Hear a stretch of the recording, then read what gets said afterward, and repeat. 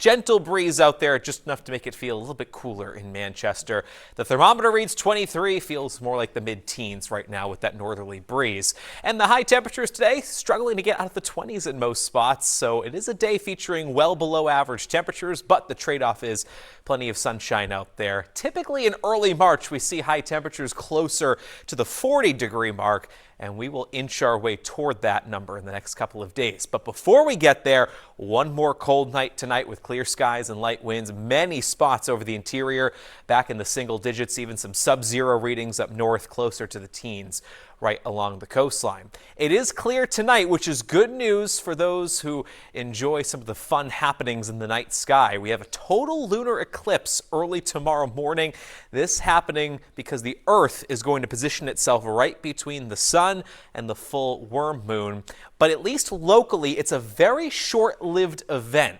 The total eclipse begins around 6 o'clock in the morning, and during this time, that shadow that's cast from Earth onto the moon will kind of make it have this dark red, almost rusty appearance. And typically, we'd see an eclipse last quite a bit of time, on the order of about an hour or two. But the problem is at 6 o'clock in the morning, the moon is actually starting to fall underneath the western horizon. So as we reach the peak eclipse at 6:17, it's just starting to set. So this really is best viewed from a higher elevation with a clear view from the western sky.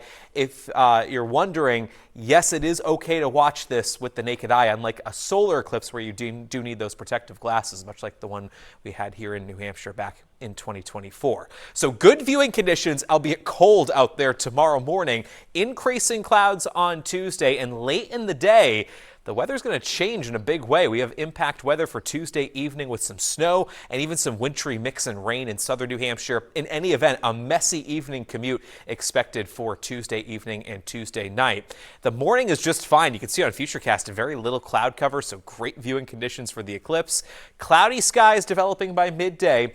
Much of what you're seeing here in southwestern New Hampshire probably is not reaching the ground at noontime, but closer to 2 or 3 p.m., some light snow breaking out, especially in southern New Hampshire.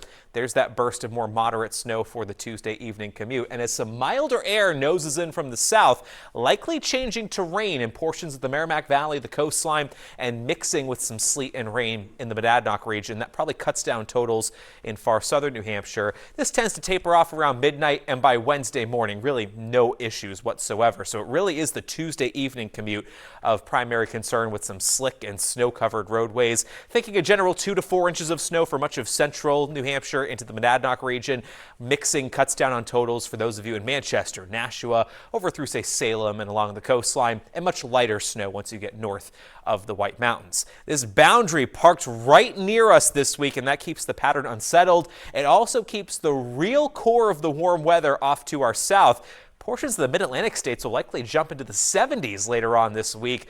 Not quite getting this far north into New England, but once the snow clears Tuesday night, we've got a treat on Wednesday with sunny skies, temperatures approaching 50, and then we kind of edge back onto the cooler side of that front later Thursday and Friday, along with more rain and wintry mix chances to close out the week.